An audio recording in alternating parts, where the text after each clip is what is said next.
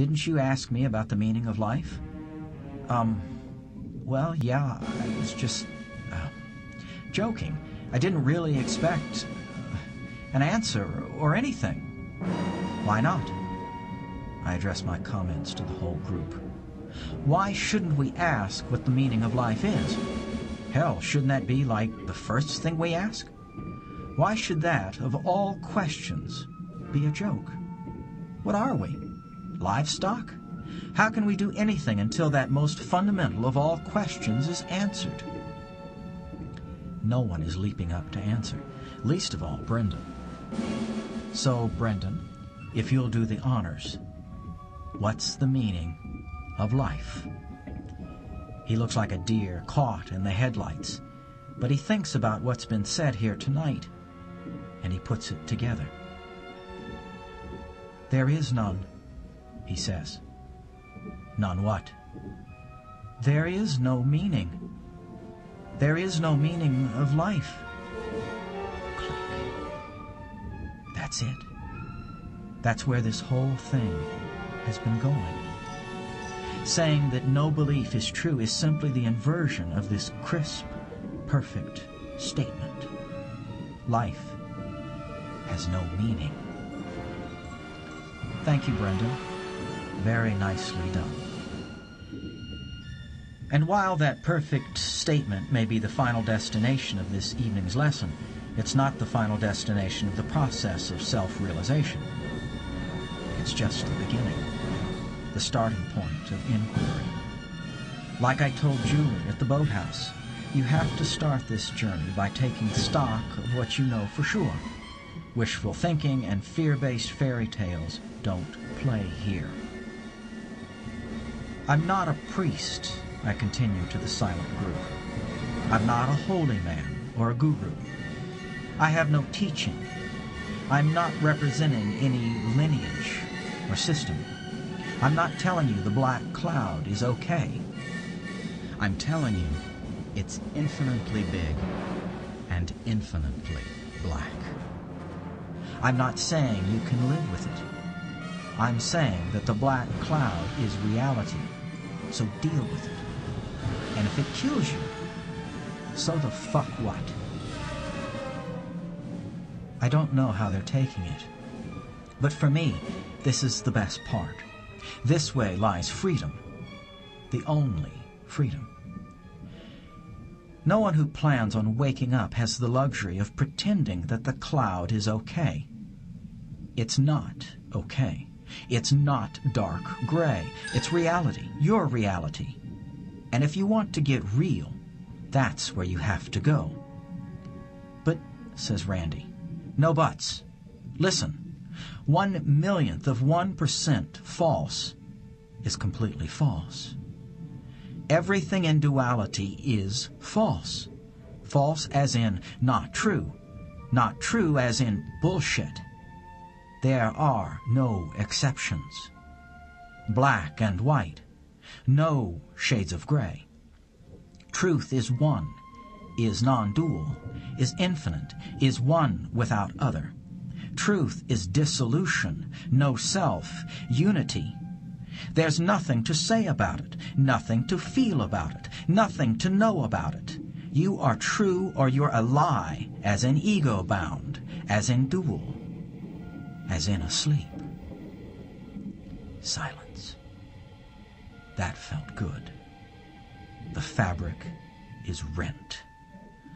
Whatever stories, at whatever degree of belief these people use to shield themselves from reality, have just been structurally destabilized.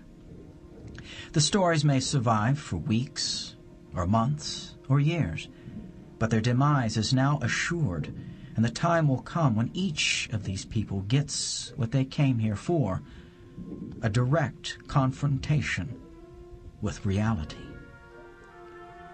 Or not. Never bet against Maya. Truth is infinitely simple. Delusion is infinitely complex.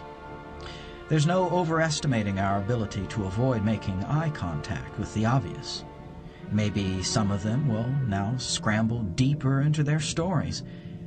But for those who are here to hear, the leveling note has been sounded. Once again, Randy asks the question they all want the answer to.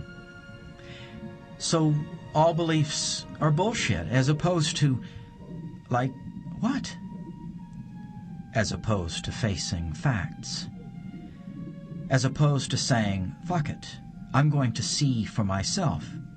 As opposed to declaring truth or bust, and meaning exactly that. Truth at all costs. Truth regardless of consequence. Truth at any price. Whew. I slump into my chair and let everyone sit quietly with their thoughts while I sit with mine. That was a tricky thing to try to convey. Did I say it well? Did I leave out anything important? I replay it in my head and am satisfied that I made the best of a difficult but critical piece of communication. It's a few minutes before anyone even moves around, and I think I started to doze off. Eventually the dialogue picks up again. Well, is it true that all religions are built upon the same foundation? One of them, Marla, asks. That they all contain the same truth? That's a good cooling-off question. The intense part is over, and now I can use this as a ramp to slide us all back down into a more mellow, dare I say, groove. Oh gosh, yeah, maybe, I suppose, if you really want to stretch a point, but not in any sense it would be of a practical value to someone who is trying to wake themselves up. That's the sort of qualification I'd make if I wanted to appear open and accepting, but I would certainly never try to help anyone awaken by suggesting that they make a study of world religions or spiritual teachings. I mean, I can pick up a Bible, or the Koran, or the Talmud, or the Upanishads, or the Dhammapada, or any of the noteworthy spiritual texts, and me, Jed, can decipher them within the context of truth. I can see what they say that's of possible value. I can see what was probably valuable before sleeping minds rewrote it. And I can see what's just nonsense.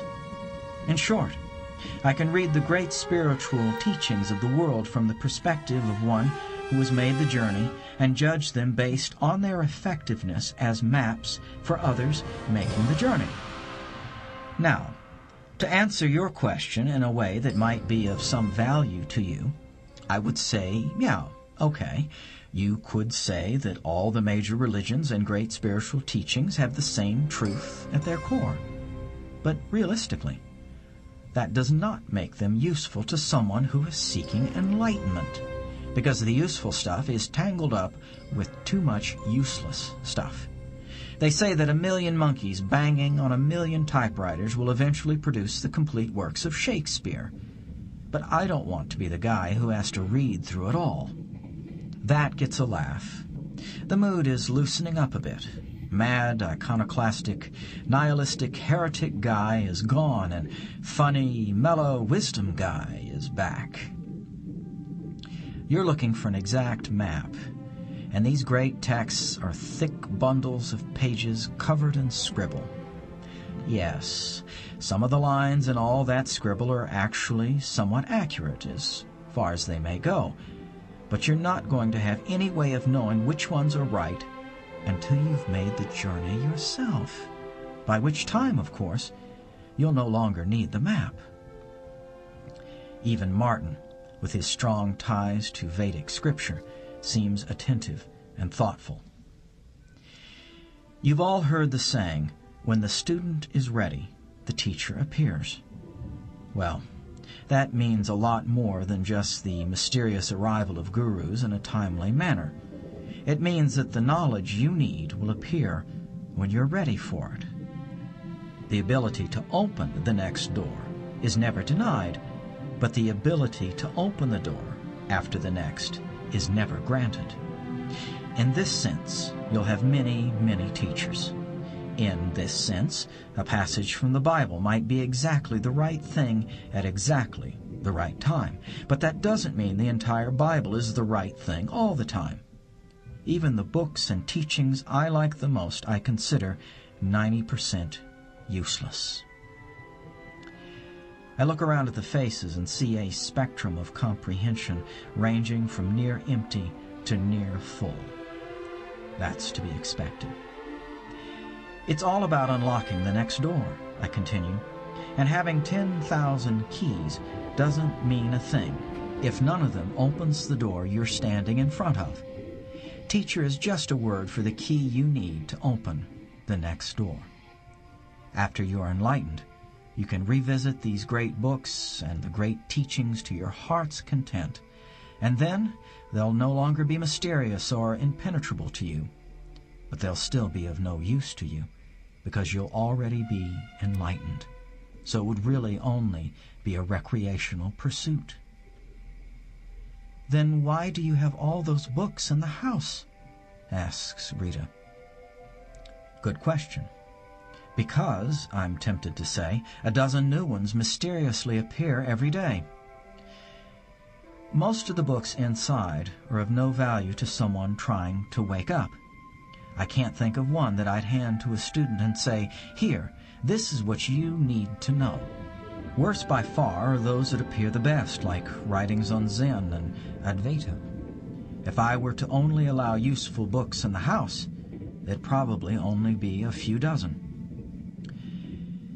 I expect the next question to flow straight from my last statement, but they surprise me.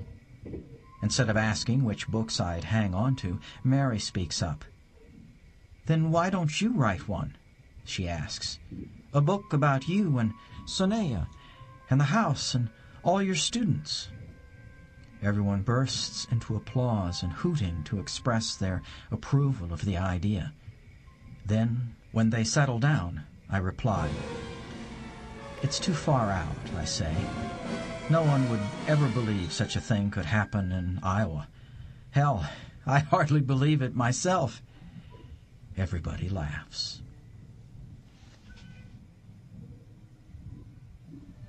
Chapter 23. Big Hitter, the Llama. So I jump ship in Hong Kong and make my way over to Tibet, and I get on as a looper at a course over in the Himalayas.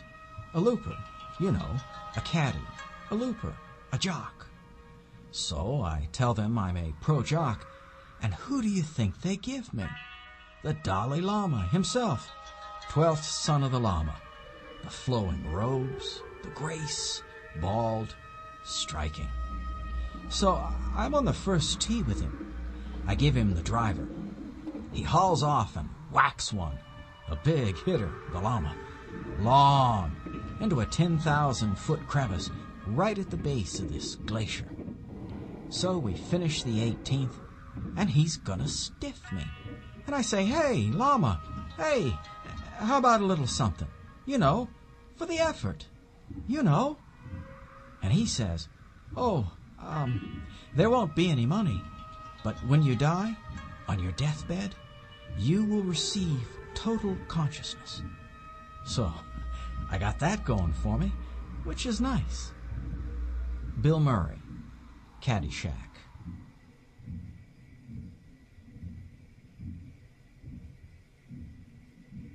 Chapter 24.